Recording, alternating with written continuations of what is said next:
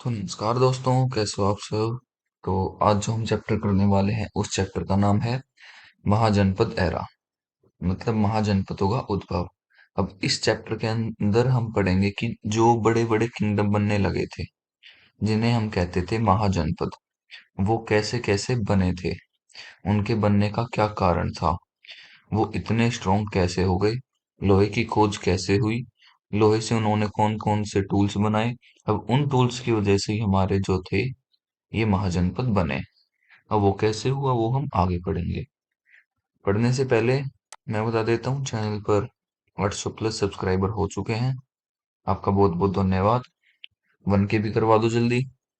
और ये जो नोट्स मैं आपको पढ़ा रहा हूँ ये आपको इस टेलीग्राम चैनल पर मिल जाएंगे, तो चैनल जल्दी से जाके ज्वाइन करो। तो हम स्टार्ट करते हैं। अब देखो, ये चैप्टर समझने से पहले हमें टाइम में थोड़ा पहले जाना पड़ेगा, मतलब 6th सेंचुरी BC। इसमें क्या हुआ, आयरन का यूज स्टार्ट हुआ, लोग लोहा यूज करने लगे। लोहा यूज करने के बाद उन्होंने नए नए टूल्स बनाए। अब वो टूल्स बनाने के बाद वो जंगलों को क्लियर करने लगे। अब यहाँ पर क्लियर करने का मतलब है कि लोग वहां पर जाके रहने लगे। अब रहने के लिए वो जंगल में तो रहेंगे नहीं, इसलिए उन्होंने अपने रहने की जगह बनाने के लिए पेड़ पौधों को साफ करना शुरू कर दिया।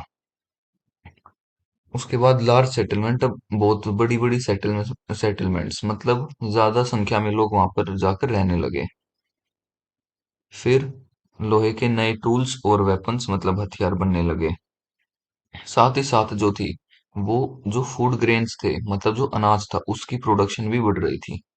और तो और art of warfare, art of warfare होता है युद्ध लड़ने की कला। तो अब जैसे कि नए वेपन्स यानी नए हथियार बना रहे थे वो, तो उससे डायरेक्टली और इनडायरेक्टली युद्ध लड़ने की कला तो उनमें बढ़नी थी। अब अगर हम इसके आगे जाके पढ़ते हैं, हमें पता चलता है कि एक नई एग्रेरियन इकोनॉमी आ गई, मतलब जो कृषि करके खेती करके खाने वाली जो सोसाइटी होती है वो डेवलप हो गई। फिर धीरे धीरे उन्होंने अपनी आर्मी भी डेवलप कर ली। अब आर्मी डेवलप कर ली तो 90% काम यही हो गया। उसके बाद वो लार्ज एरिया जो था वो एक किसी राजा के या लीडर के कंट्रोल में आ गया।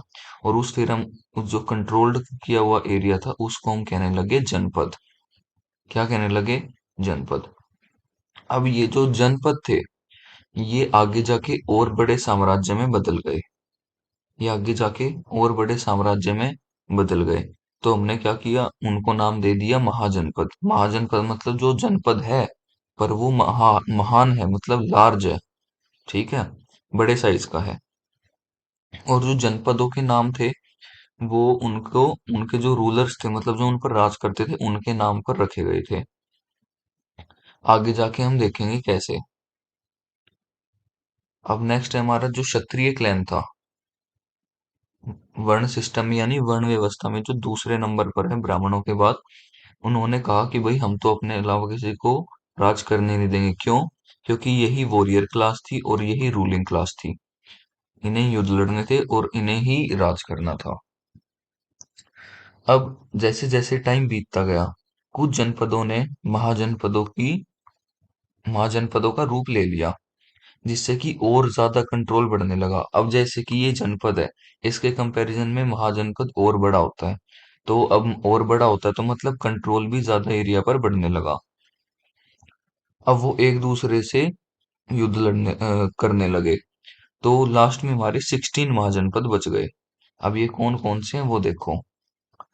जब बुद्धा जीवित थे, गौतम बुद्ध जीवित थे, उनके समय के साथ साथ 16 महाजनपद बन गए थे, जिनमें से मगध, अवंती, कोशाला और वत्स, ये सबसे ज्यादा पावरफुल किंगडम थे यानी महाजनपद थे। अब पहला जो आता है वो आता है मल्ला। यहाँ पर जो बुद्धा थे, गौतम बुद्ध थे, वो इसी महाजनपद के कुशीनगर नाम की जगह पर उनकी मतलब डेथ हो गई थी। फिर आता है चेदी। चेदी के अंदर ये जो था ये ईस्टर्न पार्ट ऑफ बुंदेलखंड, ये आपको याद करना पड़ेगा। जो बुंदेलखंड था उसके ईस्ट पार्ट मतलब पूर्वी हिस्से में ये था। ठीक, और इसकी जो एक कलिंगा की ब्रांच है वो भी चेदी किंगडम में पाई जाती है। तो जो वत्स एक आता है वत्स, तो ये इलाहाबाद के रीजन में सिचुएटेड था और इसका सबसे ताकतवर राजा था उदयन। फिर पढ़ते हैं पांचाल के बारे में। ये रोहिलखंड में और सेंट्रल डोब, मतलब सेंट्रल डोब हो गया जो बीच का एरिया होता है, उसके पार्ट में था ये पांचाल महाजनपद। और फिर आता है काशी, ये सबसे पावरफुल महाजनपद माना जाता है। ये अपनी कॉटन टेक्सटाइल और घोड़ों के लिए फेमस था। तो एसएससी में 2 बार क्वेश्चन आया ये, कि ऐसा कौन सा साम्राज्य जो अपने कॉटन टेक्सटाइल के लिए और अपने घोड़ों के लिए फेमस था, तो वो कौन सा था? काशी था। फिर आता है कोशाला, इसका सबसे पावरफुल किंग था प्रसेनजीत, जो कि बुद्धा के टाइम पर ही जीवित थे और राज कर रहे थे। अब आता है अंगा, ये ट्रेड करने का, व्यापार करने का सबसे अच्छा सेंटर था। ठीक है, कि कब? जब छठी सिक्स्थ बीसी में हमने जैसे पढ़ा, सिक्स्थ बीसी के बीच में, सिक्स्थ बीसी के बीच में मगध जो साम्राज्य था, मगध जो महाजनपद था, मगध ने इस अंगा को जीत लिया था। उस टाइम राजा जो राज कर रहा था वो था बिंबिसार। अब ये बिंबिसार कौन था, ये आगे बढ़ेंगे पढ़ेंगे। उसके बाद उसके बाद ये आता है वज्जी। वज्जी जो था, ये एक कॉन्फिडरेसी थी 8 क्लैंस की, मतलब इसमें जो 8 कुल थे, 8 कुल वो राज कर रहे थे। और इनमें से सबसे ज्यादा फेमस थे विदेहास। और विदेहा की कैपिटल जो थी, वो थे वो थी मिथिला। अब आता है मत्स्य, ये राजस्थान के रीजन में लोकेटेड है। और एक रूलर थे सुजाता, इन्होंने ही दोनों मत्स्य और चेदी इनके ऊपर राज किया था, ये याद रखना। फिर आता है हमारा शोरसेन, ये रिपब्लिकन फॉर्म ऑफ गवर्नमेंट थी। अब देखो, जो महाजनपद होते हैं, इसमें दो टाइप के लोग राज करते हैं। एक तो जिनको लोग इलेक्ट करें, और एक जो मोनार्की होते हैं, मतलब राजा का बेटा राज करेगा। लेकिन जो शोरसेन था, वो रिपब्लिकन फॉर्म ऑफ गवर्नमेंट थी, मतलब लोगों ने ही अपने उसको राजा को चुना था। असमक, ये गोदावरी नदी के किनारे स्थित था। और जो था, ये जो साउथ में था, जैसे ये असमक है, तो ये जो साउथ वाला इसका पार्ट था, ये इक्ष्वाकु क्षत्रिय है। ये याद रखना, इन्होंने कंट्रोल किया था। अब आता है अवंती, ये मध्य प्रदेश की उज्जैन डिस्ट्रिक्ट के उसमें लोकेटेड था। और सबसे पावरफुल राजा था चंद्रप्रद्योत, ये नाम याद रखना। अवंती का सबसे पावरफुल राजा चंद्रप्रद्योत। अब आता है गांधार, ये अपनी शिक्षा और अपने ट्रेडिशन के लिए बहुत फेमस था। ठीक है, इसके बाद आता है काम्बोज। अब काम्बोज जो है, वो कौटिल्य के अर्थशास्त्र, और जो अशोका किंग थे हमारे, उनके रॉक एडिक्ट के 13वें रॉक एडिक्ट थे, उसमें बताया जाता है कि ये जो काम्बोज है, उन्होंने एक रिपब्लिकन कॉन्स्टिट्यूशन अडॉप्ट किया था। मतलब उनका जो संविधान था, वो कहता था कि जो प्रजा है, वही अपने पसंदीदा राजा को राजा बनाएगी, मतलब इलेक्ट करेगी। उसके बाद आता है मगध। अब जो मगध था, ये चलता था इंपेरियलिज्म से। और इस किंगडम के जो फाउंडर थे, वो थे जरासंध और बृहद्रथ। अब इनका कोई प्रूफ नहीं है, लेकिन इसका फिर माना जाता है कि जो रियल इंपेरियल फाउंडेशन है, जिन्होंने इनको आगे बढ़ाया, वो थे बिंबिसार और अजातशत्रु। अब उन्हीं के बारे में हम पढ़ेंगे, इस मगध की हिस्ट्री। उससे पहले एक महाजन। अगला है कुरु।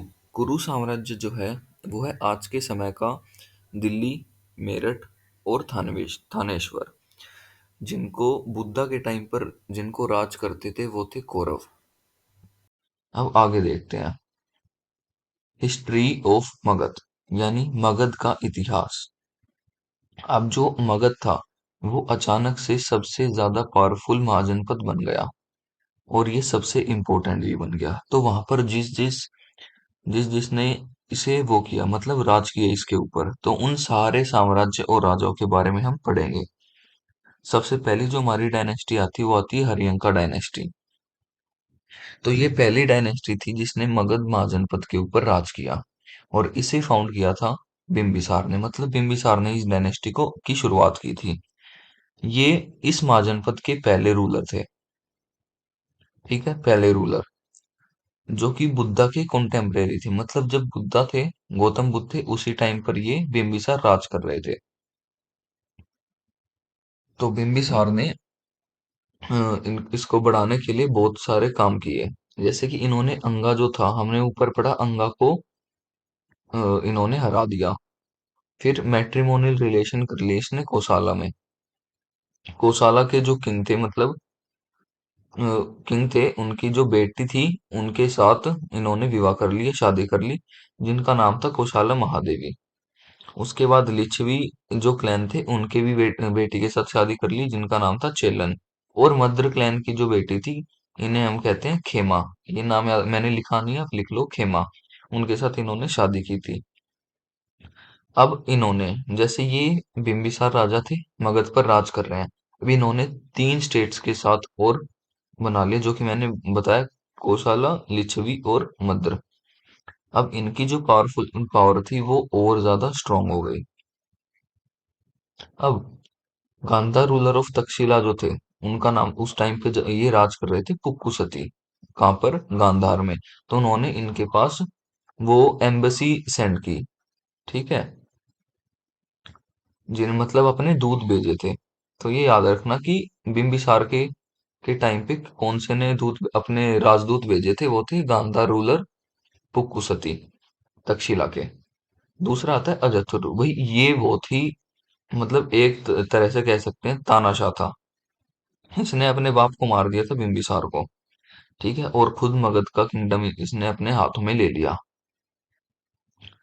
और ये अपने, जो कहते हैं, अपने फादर से बिल्कुल अपोजिट था, बिल्कुल भी नहीं बनती थी। अब क्यों?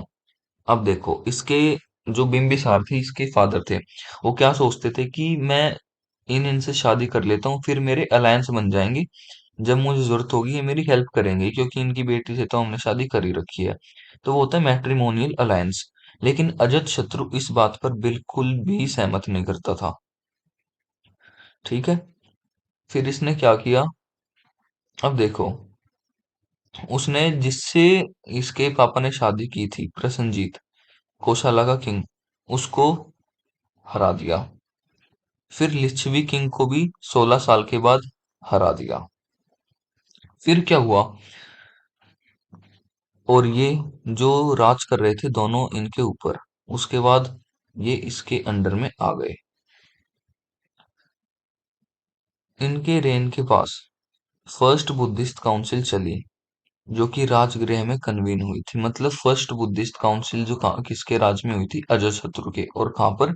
राजगृह में, जो कि प्रेजेंट डे बिहार है।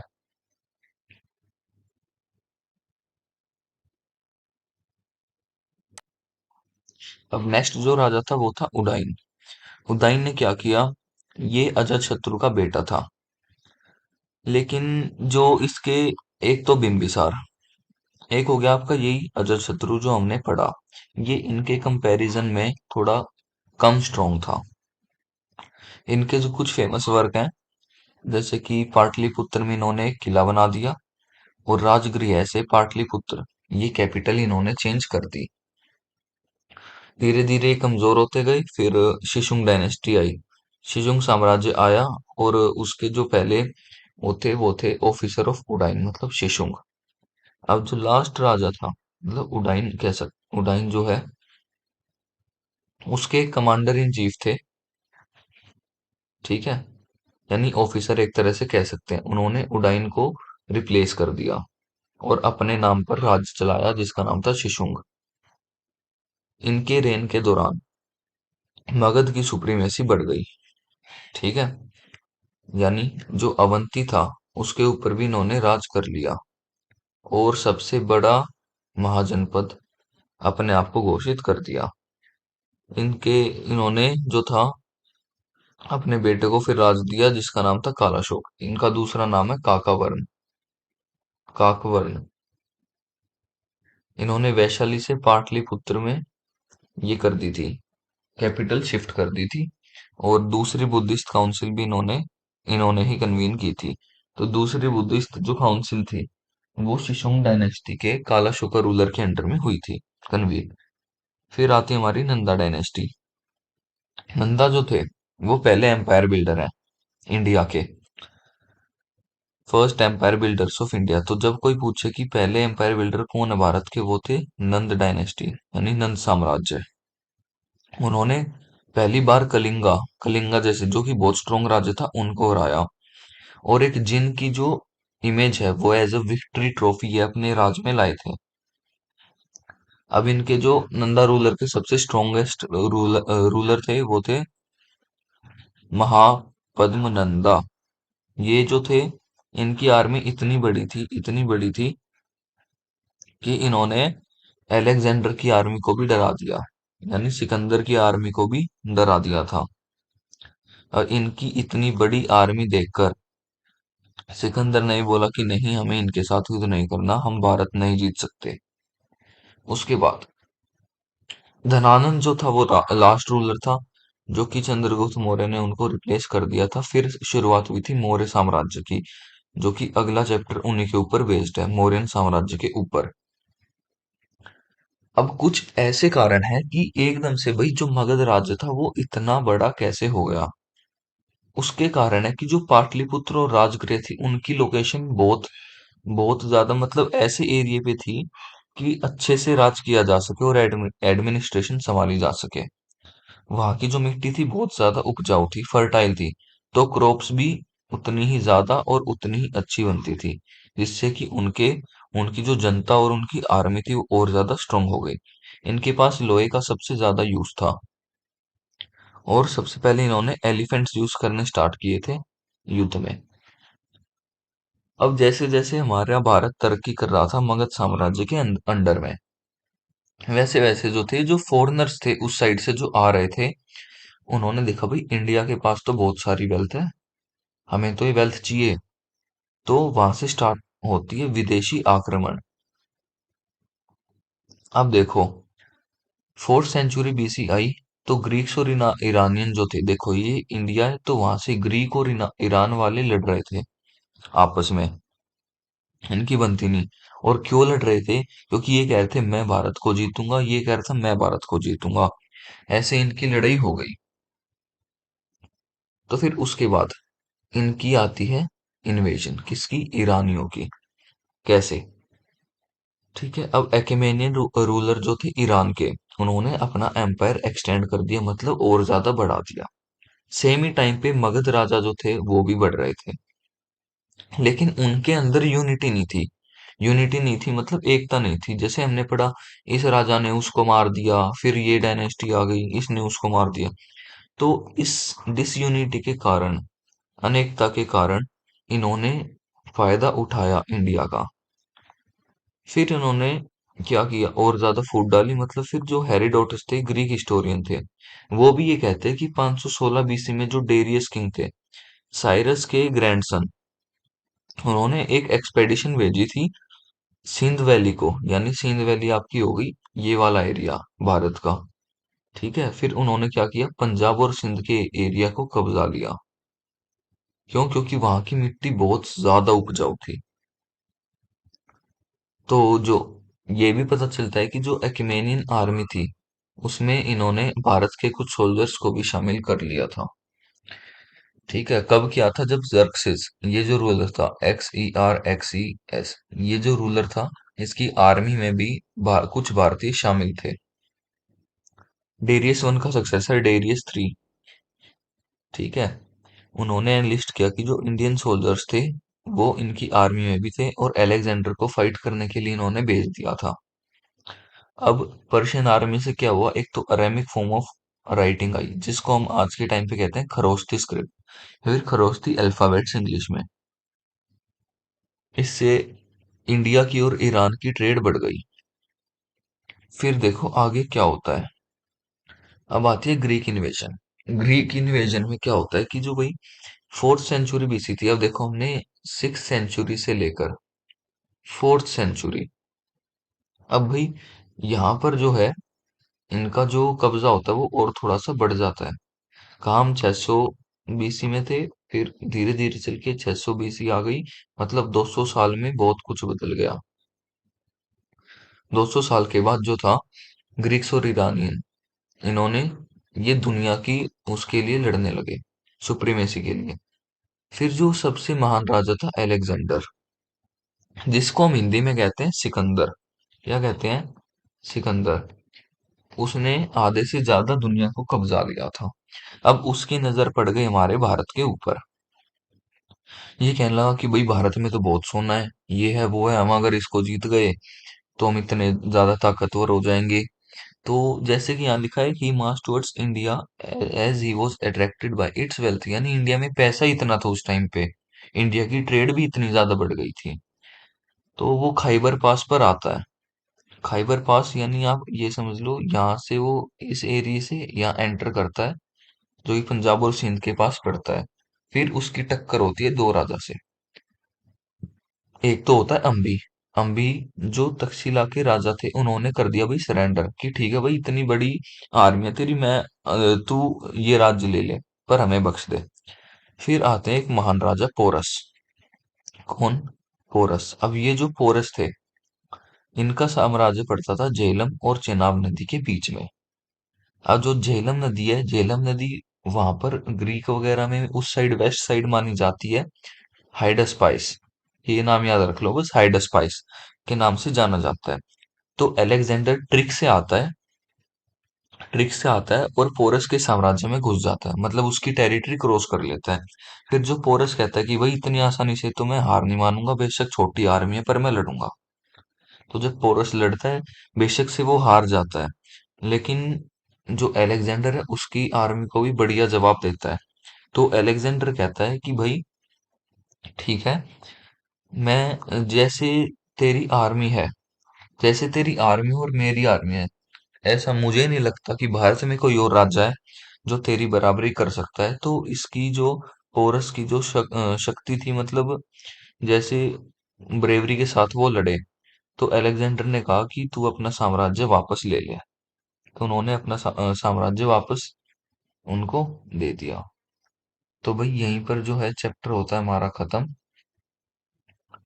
तो आगे हम पढ़ेंगे मौर्यन काल के बारे में। अब देखो मैं आपको बता देता हूँ मौर्यन काल के बारे में क्या क्या पढ़ेंगे आगे। अब जैसे जैसे हमारी जो लास्ट डायनेस्टी थी वो थी नंदा। अब एलेक्जेंडर जो था, एलेक्जेंडर ने पोरस को डिफीट कर दिया था। पोरस को डिफीट कर दिया, उसके बाद वो जाने लगा मगध की साइड। अब मगध की साइड उसने देखा कि भाई एक राजा है जिसका नाम है महापद्म नंदा, यानी नंदा डायनेस्टी।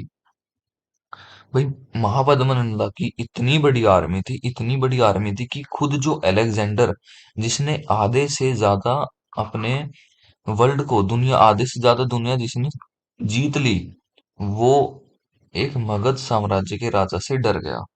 तो इतना शक्तिशाली था महापद्म नंदा। फिर उसके बाद जो आता है धनानंद। अब जो धनानंद था, उसने भाई क्या किया, वो थोड़ा सा था, एक डिक्टेटर टाइप राजा था, मतलब तानाशाह एक तरह से कह सकते हैं। चाणक्य एक बार उसके राज्य में गया। चाणक्य भाई इतना समझदार आदमी, इतना समझदार आदमी, उसने कहा कि जो अलेक्जेंडर है वो दोबारा भारत की तरफ आ सकता है, मतलब जो वेस्ट साइड से आ रहे हैं वो लड़ रहे हैं हमारे साथ, कभी भी हमारे साम्राज्य पर हमला बोल सकते हैं। तो ये जो डिसयूनिटी है, अनेकता जैसे कि हमने पढ़ी थी, इसको हटाओ, और ये फालतू की चीजों पे पैसे वेस्ट करने से अच्छा है कि यूनिटी में रहो, एकता के साथ रहो। तो धनानंद चाणक्य को लात मारता है कि तू अपनी पंडिताई कर और मुझे मत सिखा। फिर इस एक सेंटेंस से और उसके लात मारने से जो मौर्य साम्राज्य बना है, इतना शक्तिशाली हो गया, वो हम अगले चैप्टर में पढ़ेंगे। तो आज के लिए बस इतना ही, अगली वीडियो में मिलते हैं। Thank you.